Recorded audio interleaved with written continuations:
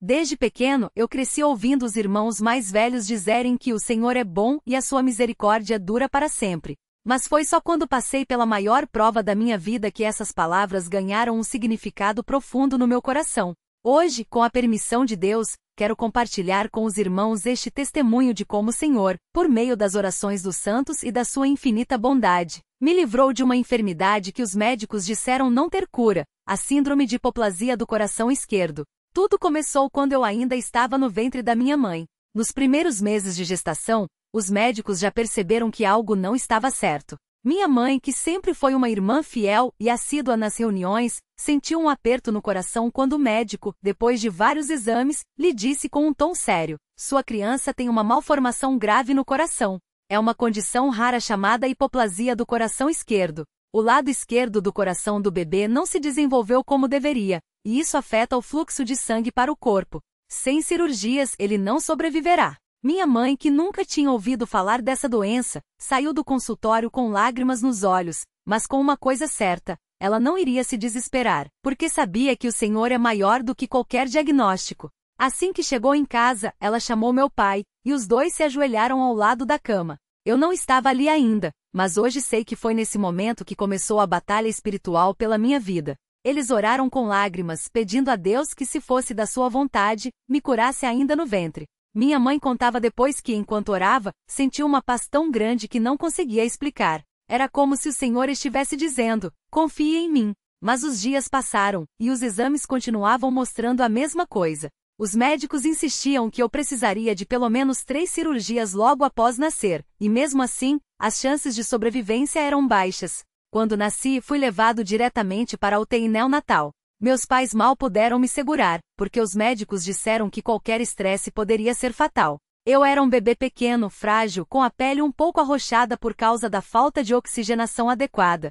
Minha mãe conta que quando me viu pela primeira vez através do vidro da incubadora, com tantos fios e aparelhos ligados a mim, ela sentiu um misto de dor e fé. Ela se lembrou das palavras do irmão que pregava na reunião alguns domingos antes: Deus não desampara os seus. E foi nessa palavra que ela se apegou. Os primeiros dias foram os mais difíceis. Os médicos falavam em termos técnicos, mas o que minha família entendia era que minha vida estava por um fio. A primeira cirurgia foi marcada para quando eu completasse uma semana de vida. Era uma operação de alto risco, onde eles tentariam reconstruir parte do meu coração para que ele pudesse bombear sangue de forma mais eficiente. Meus pais, avós e todos os irmãos da congregação local começaram a jejuar e orar. As irmãs se reuniam nas casas para clamar a Deus. Os irmãos mais velhos faziam vigílias na igreja, pedindo a misericórdia do Senhor. Minha mãe diz que nunca viu tanta união e fé quanto naquele tempo. Chegou o dia da cirurgia. Meus pais me entregaram nas mãos dos médicos com o coração partido,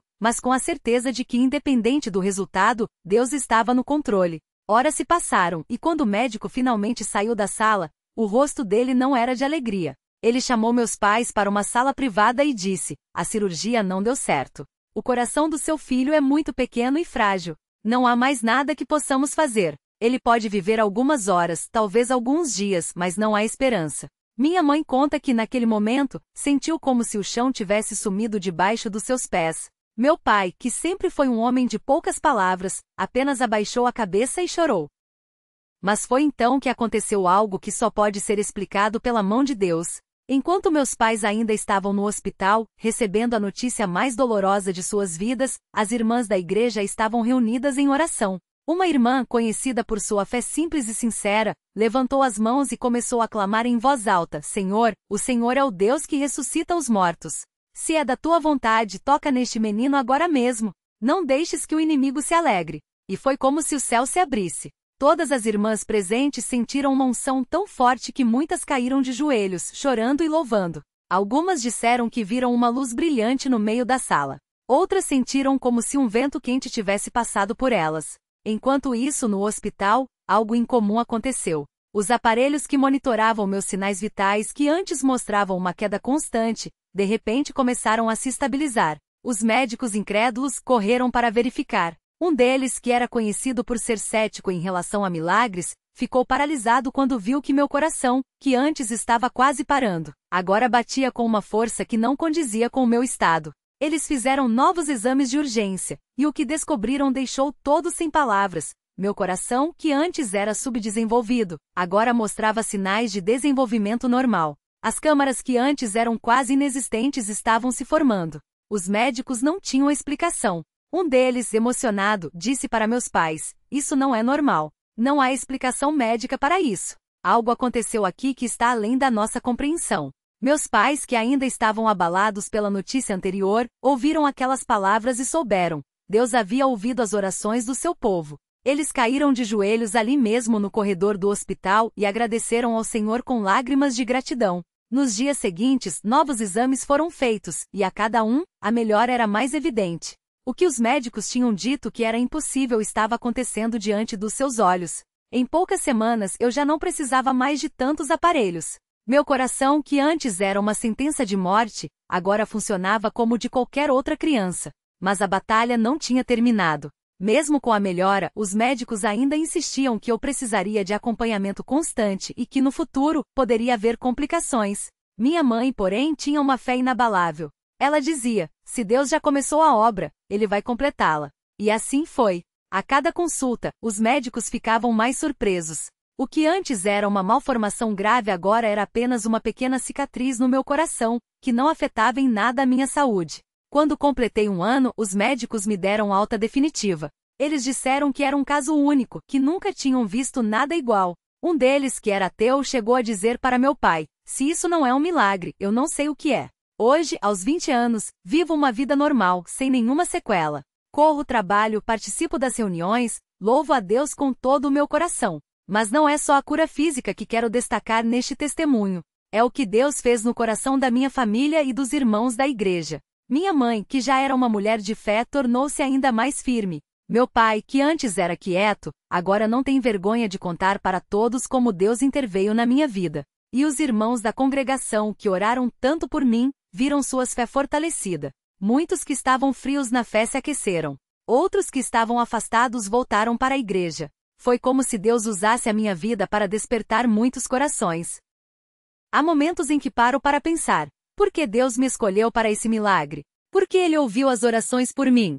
E a única resposta que encontro é a mesma que o apóstolo Paulo deu: para que a excelência do poder seja de Deus e não de nós. Não foi por merecimento meu, nem da minha família. Foi simplesmente porque Deus é bom, e Ele se agrada em mostrar o seu poder para que muitos possam crer. Hoje, quando vejo irmãos passando por provas difíceis, seja uma enfermidade, uma perda ou qualquer outra luta, eu sempre me lembro daqueles dias no hospital.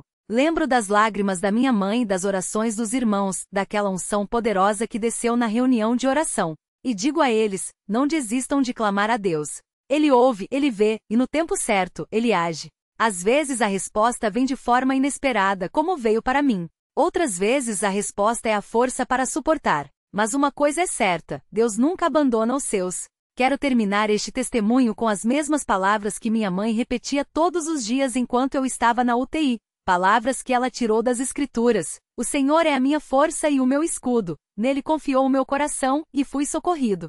Por isso, o meu coração salta de alegria, e com o meu cântico o louvarei." Que estas palavras possam encorajar a todos os irmãos que estão lendo este relato. Que possamos, em meio às provas, confiar naquele que é fiel e que faz todas as coisas cooperarem para o bem daqueles que o amam. Agradeço a Deus por esta vida. Agradeço por cada irmão que orou por mim, muitos dos quais nem conheço pessoalmente, mas que intercederam com fé. Agradeço pela minha família que nunca deixou de confiar no Senhor, mesmo quando tudo parecia perdido. E acima de tudo, agradeço a Jesus que com o seu sangue me comprou e com o seu poder, me deu não só a cura física, mas a certeza da vida eterna. Que este testemunho seja para a glória de Deus, e que Ele continue abençoando a todos os irmãos que, como eu, confiam no seu amor e no seu poder. Amém. Eu não podia deixar de contar como tudo começou, porque a mão de Deus já estava agindo muito antes de eu nascer. Minha mãe sempre dizia que desde o momento em que soube da minha gravidez, sentiu um peso no coração, uma espécie de aviso de que aquela criança precisaria de muita oração. Ela não sabia o que era, mas começou a jejuar e a buscar a Deus com mais intensidade. Meu pai, que era um homem de poucas palavras, mas de muita fé, todas as noites colocava as mãos sobre a barriga dela e orava: "Senhor, esta criança é tua. Protege-a, guarde-a, e se for da tua vontade, dá-lhe saúde. Mas acima de tudo, faz dela um servo fiel." Eles não sabiam, mas naquele mesmo tempo, Deus já estava preparando o milagre. Quando nasci, os médicos ficaram em silêncio. Não chorava como as outras crianças, e meu rostinho já estava arroxeado. Levaram-me rápido para os exames, e foi então que descobriram síndrome de hipoplasia do coração esquerdo, uma condição rara e grave, em que metade do coração não se desenvolve como deveria. Os médicos disseram à minha mãe que eu teria poucas horas de vida, que não havia cirurgia que pudesse me salvar tão pequeno, que o melhor era me batizar logo para que eu partisse em paz. Mas minha mãe, com lágrimas nos olhos, olhou para aquele médico e disse: Doutor, o meu filho não vai morrer. Deus já me mostrou que ele vai viver para louvar o seu nome. O médico balançou a cabeça, como se ela estivesse iludida, mas não sabia que estava falando com uma mulher que já tinha visto Deus agir em coisas impossíveis. Naquela mesma noite, enquanto eu lutava pela vida na incubadora, a igreja inteira foi convocada para uma reunião de oração. Não era uma reunião comum, era uma batalha espiritual. Os irmãos mais velhos, aqueles que já tinham visto muitas vitórias de Deus, se ajoelharam e começaram a clamar como nunca. Lembro-me de ouvir depois o irmão José, um homem de quase 80 anos, contar como ele orou: Senhor, tu disseste que os teus anos não têm fim, que o teu braço não encurtou. Se tu abristes o mar vermelho, se tu ressuscitaste Lázaro, se tu curaste o cego de nascença, então esta criança também pode viver. Não é pela nossa justiça, mas pela tua misericórdia. Não deixes que o inimigo se alegre. E assim por horas eles oraram, com lágrimas, com gemidos, com uma fé que não aceitava um não como resposta. Enquanto isso, no hospital, minha mãe não saía do meu lado. Ela cantava hinos baixinho, mesmo com a voz embargada pelo choro. Um dos hinos que ela mais repetia era: Jesus, amado Salvador, a ti venho confiar. Em tuas mãos entrego tudo, pois tu podes me guardar. As enfermeiras, que já tinham visto muitos casos como o meu, olhavam para ela com pena, mas também com uma estranha admiração. Uma delas, chamada Ana, depois contou que nunca tinha visto uma mãe tão calma diante de uma situação tão desesperadora. Eu não entendo como você consegue ter tanta paz, ela disse. E minha mãe respondeu: não é minha paz. É a paz de Deus que excede todo o entendimento. Ele está no controle. Aquela enfermeira, anos depois, tornou-se uma irmã na fé, porque viu com seus próprios olhos o poder de Deus na minha vida. No terceiro dia, algo inesperado aconteceu. Os médicos vieram fazer mais um exame de rotina, e o que eles viram os deixou sem palavras. Meu coração, que antes estava com a metade subdesenvolvida, começou a mostrar sinais de melhora. Não era uma melhora pequena, era como se o órgão estivesse se reconstruindo. Eles não conseguiam explicar, mas o fato é que aos poucos, minha oxigenação melhorou, a cor do meu rosto voltou ao normal, e os batimentos que antes eram irregulares, começaram a se estabilizar. Um dos cardiologistas, que era cético, chegou a dizer: isso não faz sentido médico. É como se este coração estivesse sendo reformado. Minha mãe sorriu e disse: é Deus reformando, doutor. Só Ele pode fazer isso. Mas a batalha não tinha acabado. Os médicos avisaram que mesmo com a melhora, eu ainda precisaria de uma cirurgia complexa para corrigir o que restava do problema. E foi aí que veio outra prova de fé. A cirurgia era cara, e minha família não tinha condições. Meu pai, que trabalhava como pedreiro, reuniu os irmãos da igreja e disse: não temos dinheiro, mas temos um Deus que é dono do ouro e da prata. Vamos jejuar e orar, e Ele vai prover. E assim foi. Uma semana antes da cirurgia, um irmão que nem conhecíamos bem chegou até meu pai e colocou um envelope em suas mãos. Dentro havia o valor exato do que era necessário, não um centavo a mais, não um a menos. Quando meu pai perguntou como ele tinha sabido, o irmão respondeu: Deus colocou no meu coração para dar esta oferta. Não sei para quê, mas sei que é para o bem. Aquilo foi mais uma confirmação de que Deus estava no controle de cada detalhe. O dia da cirurgia chegou, e minha mãe não conseguia conter as lágrimas. Mas dessa vez não eram lágrimas de desespero, e sim de gratidão. Antes de me levarem para o centro cirúrgico, ela me segurou nos braços e orou: Senhor, tu me deste este filho uma vez. Agora, eu o entrego de novo nas tuas mãos. Se for da tua vontade, traz ele de volta para nós. Mas se não for, ainda assim te louvarei, porque sei que ele estará contigo. Essa oração marcou profundamente o coração de todos que estavam ali, inclusive dos médicos. Um deles, que nunca tinha entrado em uma igreja, depois confessou que naquela hora sentiu algo que não podia explicar, como se uma presença divina estivesse ali, tranquilizando a todos. A cirurgia durou mais de 8 horas. Enquanto isso, a igreja toda estava reunida em oração. Não havia espaço para dúvidas, não havia espaço para medos. Os irmãos cantavam, liam a palavra e de vez em quando alguém se levantava e dizia: Deus está agindo agora. E era verdade. Quando finalmente saí da sala de cirurgia, o médico veio falando com um sorriso que não conseguia esconder. Não sei como, mas tudo correu melhor do que o esperado. O coração dele respondeu como nunca vi em nenhum outro caso. Mais uma vez a ciência não conseguia explicar, mas nós sabíamos, era a mão de Deus operando. Os dias de recuperação não foram fáceis. Havia dor, havia cansaço, havia noites em que eu não conseguia dormir, mas em nenhum momento minha família deixou de confiar. Minha avó, uma mulher de oração, todas as manhãs vinha ao hospital e lia salmos para mim. Um dos que mais me marcavam era o Salmo 30, chorei a ti, e me saraste. Senhor, fizeste subir a minha alma da sepultura, conservaste minha vida, para que não descesse a cova. Aqueles versos se tornaram minha força. Toda vez que a dor apertava, eu fechava os olhos e repetia, Deus me sarou, Deus me sara, Deus vai me sarar. E assim, pouco a pouco, a recuperação veio. Mas o maior milagre não foi só a cura física. Foi a transformação que aconteceu em minha vida e na vida da minha família. Meus pais, que já eram fiéis, se tornaram ainda mais dedicados ao Senhor. Meu pai começou a participar mais dos cultos, e minha mãe se tornou uma intercessora ainda mais fervorosa. Eu, que era apenas uma criança, comecei a entender desde cedo que Deus não era apenas um nome que se falava na igreja, Ele era real, Ele agia, Ele respondia. E isso mudou tudo. Anos se passaram e hoje, quando olho para trás, vejo como Deus foi fiel em cada etapa. Não foi um milagre instantâneo, e foi um processo. Uma jornada de fé em que Deus foi mostrando seu poder aos poucos, para que ninguém pudesse duvidar de que era Ele quem estava agindo. Houve momentos em que pareceu que tudo ia desmoronar, mas foi justamente nessas horas que a fé da minha família e dos irmãos se fortaleceu ainda mais. Uma coisa que sempre me emociona é lembrarem dos pequenos sinais que Deus foi dando pelo caminho. Como a vez em que uma irmã sonhou comigo correndo em um campo verde, cheio de luz, 3 dias antes de eu receber alta do hospital. Ou como o dia em que, durante uma reunião de oração, uma criança de apenas 5 anos se levantou e disse, Deus me mostrou que o menino do coração vai ficar bom. Aqueles detalhes que poderiam passar despercebidos, eram como selos de Deus, confirmando que Ele estava no controle. Hoje, quando as pessoas me perguntam como é viver depois de um milagre assim, eu respondo que não é sobre viver depois do milagre, mas dentro dele. Porque a cura não foi só um evento, é um estilo de vida. É acordar todos os dias sabendo que cada batida do meu coração é uma prova do amor de Deus. É olhar para as dificuldades que ainda aparecem e dizer, se Deus já fez isso, Ele pode fazer muito mais. É ter a certeza de que não importa o que venha, Ele nunca vai me abandonar. E é por isso que eu digo aos irmãos que estão passando por provas, não desistam. Não desistam de orar, não desistam de confiar, não desistam de louvar, mesmo quando as circunstâncias dizem o contrário. Deus não muda. Ele é o mesmo que abriu o Mar Vermelho, que fez o sol parar para Josué, que ressuscitou o filho da viúva de Naim.